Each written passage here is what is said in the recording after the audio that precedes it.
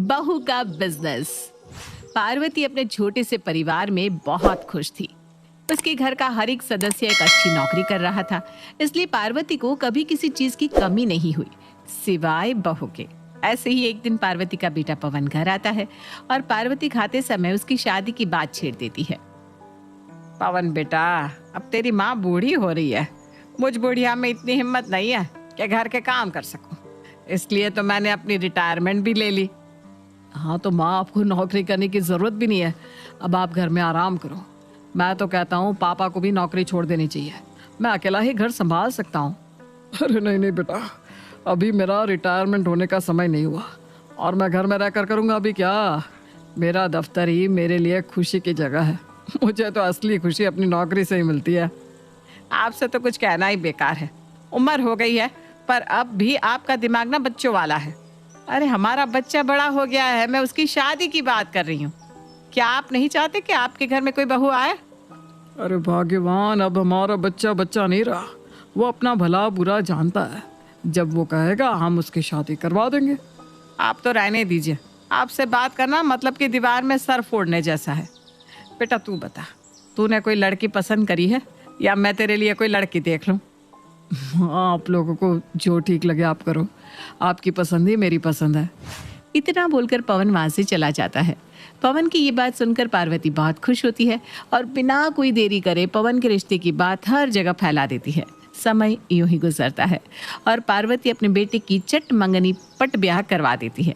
शादी के बाद पार्वती की बहू नैना ही ऐसी थी जिसने ना कभी नौकरी की थी और ना ही उसे नौकरी करनी पसंद थी। ऐसे ही एक दिन नैना अपनी सास के साथ किचन में खाना बना रही होती है। तभी पार्वती नैना से कहती है, बहू मैं ये तो नहीं जानती कि तूने कभी नौकरी क्यों नहीं की, पर अगर तेरा कभी भी मन हो नौकरी करने का तो तू हिचकिचाना मत, आराम से करना। हमारे घर में नौकरी को लेकर कोई दिक्कत या परेशानी नहीं है। माँ जी आप सच में बहुत अच्छी हैं। मेरी तो जितनी भी सहेलियाँ हैं वो सब नौकरी करती हैं, पर बेचारी शादी के बाद नौकरी नहीं कर पा रही है क्योंकि उनके ससुराल वालों को पसंद नहीं है बहू का नौकरी करना। अरे बहू तू फिक्र मत कर, तुझे नौकरी करने से कोई मना नहीं करेगा। हमारे घर में सब नौकरी करते हैं, यहाँ तक कि मैं भी करती थी, पर अब ना मुझसे नौकरी हो नहीं पाती। और अब नौकरी करके मुझे करना भी क्या है, पर तुझे करनी हो तो तू बता देना। नहीं नहीं माँ जी, मुझे नौकरी करने में कोई दिलचस्पी नहीं है। मैं तो नौकरी से ज़्यादा अपने बिजनेस में दिमाग लगाती हूँ। वैसे ना मेरे पास एक आइडिया है, अगर आप कहें तो बताऊँ? पार्वती अपनी बहू का इंटरेस्ट जब बिजनेस की ओर देखती है तो उसे और अच्छा लगता है कि उसके घर में एक समझदार बहू आई है। इसलिए पार्वती भी घर के सारे काम खत्म करके अपनी बहू का आइडिया सुनने लगती है। हाँ हाँ बहू, क्यों नहीं। वैसे भी घर के सारे काम खत्म हो गए हैं। घर में किसी को बिजनेस भी करना चाहिए और बिजनेस तो बहुत अच्छी चीज़ है। बता तेरे पास कौन सा आइडिया है, तुझे कौन सा बिजनेस करना है? माँ जी मैं क्या कह रही थी कि मुझे ना नूडल्स बनाने आते हैं। क्यों ना आप और मैं मिलकर नूडल्स का छोटा सा ठेला खोल लें। फिर जैसे हमारी कमाई होगी हम अपनी बड़ी सी दुकान खोल लेंगे और 10-15 आदमियों को रख लेंगे। आजकल लोगों को ना नूडल्स बहुत पसंद होते हैं। हमारी बहुत अच्छी कमाई होगी। बहू तेरा आइडिया इतना भी बुरा नहीं है, पर तुझे तो सिंपल नूडल्स आते हैं ना बनाने, और मुझे तो नूडल्स बनाने भी नहीं आते। अब हम दुकान खोलेंगे तो एक ही तरह के नूडल्स तो बिकेंगे नहीं, इसलिए तू मेरी मान तो कोई दूसरा बिजनेस करने की सोच।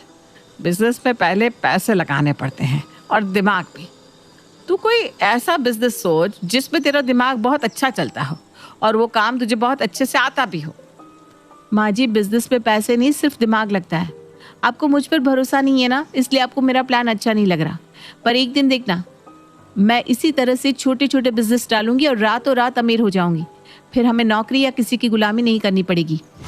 नैना का कॉन्फिडेंस देखकर पार्वती का कॉन्फिडेंस हिल जाता है और वो अपनी बहू से कुछ नहीं कह पाती। समय यूं ही गुजरता है और एक दिन पवन ऑफिस का काम रात को घर आकर करता है। सभी सोने की तैयारी में लगे होते हैं, पर बेचारे पवन की आंखों की नींद उड़ी हुई थी। इसीलिए मुझे नौकरी पसंद नहीं है। पता नहीं ये कंपनी वाले खुद को क्या समझते हैं। उन्होंने तो आपको उल्लू बना दिया है। उल्लू की तरह आप सारी रात उठकर काम करते हो और सुबह काम लेकर ऑफिस भाग जाते हो। ना, जिंदगी में स्ट्रगल करना बहुत ज़रूरी है और ये भी मेरी ज़िंदगी का हिस्सा है। अगर आज मैं काम नहीं करूँगा तो मेरा प्रमोशन कैसे होगा और फिर मेरा घर कैसे चलेगा? तुम लोगों की ज़रूरतें और सपनों को भी तो मुझे ही पूरा करना है ना। नौकरी करने वाला इंसान कभी भी सपने पूरे नहीं कर सकता। वो सिर्फ ज़रूरत ही पूरी कर सकता है। इसलिए मैं तो कहती हूँ अपना कोई बिजनेस कर लेते हैं। चलो अच्छा ठीक है, मान लेता हूँ तुम्हारी बात। बिजनेस ज़्यादा अच्छा है और नौकरी बिल्कुल ख़राब है। तो अब तुम मुझे बताओ कि हम कौन सा बिजनेस करें जिसमें पैसे कम लगे और हमारा बिजनेस अच्छे से चल पड़े। कोई भी बिजनेस ऐसे ही नहीं चलता, उसके लिए पहले बहुत मेहनत करनी पड़ती है। मैं तो आपसे कह रही थी कि क्यों ना हम ऑनलाइन बिजनेस डालें, जैसे मीशो, मिंत्रा। इन पर हम अपना खुद का प्रोडक्ट बेच सकते हैं। बहुत सेल होगी, उसमें अच्छी कमाई है। और अगर ऑनलाइन हमारा सामान नहीं बिकेगा तो क्या हुआ, ऑफलाइन तो बिक ही जाएगा ना। तुम्हारी बात तो सही है नैना, पर मुझे ना इसका कोई नॉलेज नहीं है और ना ही तुम्हें। और बिना नॉलेज के हम कोई बिजनेस नहीं कर सकते। हमें वही बिजनेस करना चाहिए जिसके बारे में हमें पता हो। कोई भी कुछ भी अपने आप नहीं सीखता। जब इंसान किसी काम को करता है तो वो अपने आप सब सीख जाता है। हम जब अपना बिजनेस डालेंगे तो हमें अपने आप सारी नॉलेज मिल जाएगी। एक बार करके तो देखो। नैना को समझा पाना बहुत मुश्किल था और पवन उसके साथ कोई बहस नहीं करना चाहता था, इसलिए वो उसे छोटे बच्चों की तरह समझाता है। तुम बिल्कुल सही हो, पर हर बिजनेस के लिए दिमाग के साथ पैसे भी चाहिए। अगर मैं नौकरी छोड़ दूंगा और हमारा बिजनेस नहीं चलेगा तो घर चला पाना मुश्किल हो जाएगा। इसलिए मुझे नौकरी करने दो और तुम अपना बिजनेस डालो। मैं तुम्हारा पूरा साथ दूंगा। फिलहाल के लिए सो जाओ, बहुत रात हो गई है।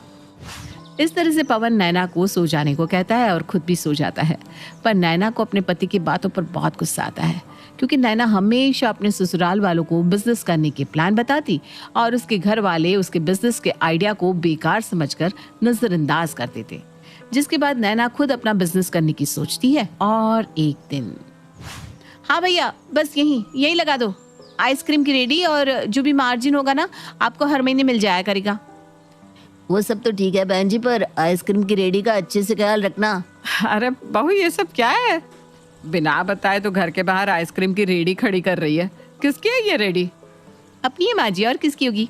आप सब तो बिजनेस के नाम से ही डर जाते हैं, इसलिए मैंने सोचा पहला कदम क्यों ना मैं ही उठा लूं।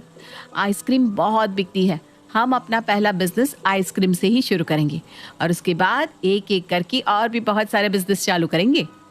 अरे पर बहू, अब तो सर्दियाँ आने वाली है और सर्दियों में आइसक्रीम की कहाँ इतनी बिक्री होती है। माँ जी, आइसक्रीम सर्दी हो या गर्मी हर मौसम में बिकती है, और आजकल की नई पीढ़ी को तो सर्दियों में ही आइसक्रीम खाने में मजा आता है। आप बस देखते रहिए, मैं इस बिजनेस को कहाँ से कहाँ पहुँचा देती हूँ। नैना अपनी सास की एक नहीं सुनती और आइसक्रीम की रेडी लगा देती है, पर नैना की आइसक्रीम बिकती ही नहीं, जिसके बाद नैना को नुकसान हो जाता है और नैना दूसरा बिजनेस करने का सोचती है। अब क्या था, एक बिजनेस का नुकसान सहने के बाद नैना महीने भर के अंदर ही दूसरा बिजनेस शुरू कर देती है और घर से ज्यादा कॉस्मेटिक की दुकान बना देती है। अरे नैना बहू, अब तेरे दिमाग में कौन सा नया बिजनेस का प्लान बन गया जो तूने हॉल को ही दुकान में बदल दिया? माँ जी, अपनी सोसाइटी में एक भी कॉस्मेटिक की दुकान ही है। एक दुकान है पर वहाँ बहुत महंगा सामान मिलता है। हम अपने घर में कॉस्मेटिक की दुकान खोल के दुकान का किराया भी बचाएंगे और सस्ते में सामान भी बेचेंगे। फिर देखना कैसे हमारी इस छोटी सी दुकान में भीड़ लगी रहती है। बहू, तुझे तो कुछ कहना ही बेकार है। तू ना अपने बिजनेस पर ध्यान दे, और ये बिजनेस भी डूब जाए तो कोई दूसरा बिजनेस कर लेना। जब मैंने तेरा बिजनेस का प्लान सुना तो मुझे लगा मेरे घर में समझदार बहू आई है, पर अब तो मुझे ही अफसोस हो रहा है। इतना बोलकर पार्वती वहां से चली जाती है, पर नैना को अपनी सास की बातों का कोई फर्क नहीं पड़ता और वो अपनी कॉस्मेटिक की दुकान खोलकर बैठ जाती है। पर नैना को कॉस्मेटिक के बारे में कुछ पता नहीं था, जिस वजह से उसका ये बिजनेस भी डूब जाता है। अब इसी तरह से नैना एक बिजनेस के डूब जाने के बाद दूसरा बिजनेस करती और वो भी डूब जाता। बार बार बिजनेस के डूबने के बाद नैना को अपने घर वालों की बात समझ में आती है। सही कह रहे थे घर वाले, ये बिजनेस करना मेरे बस की बात नहीं है। इन 2 महीनों में मैंने कितने पैसे बर्बाद कर दिए। 2 महीने में ही मैंने अपनी सेविंग के साथ साथ पवन जी की सेविंग भी खत्म कर दी। अब फिर से सेविंग करने के लिए लगता है मुझे खुद भी नौकरी करनी पड़ेगी। शायद ये बिजनेस सच में मेरे बस की नहीं है।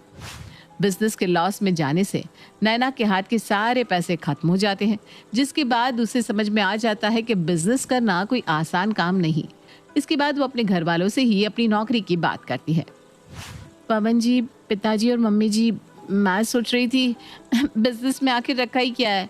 ये आजकल बिजनेस ना बड़े लोग ही कर सकते हैं, हम जैसों के लिए तो नौकरी ही अच्छी है। बहू अब रहने दे, पूरा घर जानता है कि तेरा बिजनेस और आइडिया दोनों ही फ्लॉप हो गए, इसलिए तू यहाँ नौकरी को अच्छा बोल रही है। अब साफ साफ बता तू चाहती क्या है? फिक्र मत कर बहू, यहाँ तुझे कोई कुछ नहीं बोलेगा। तू हमारी बेटी है और गलतियों से ही तो इंसान सीखता है।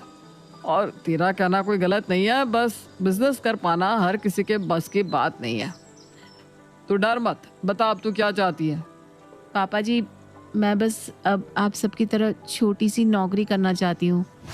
नैना की बात सुनकर पूरा परिवार जोर जोर से हंसने लगता है और उसे नौकरी करने की इजाज़त दे देता है।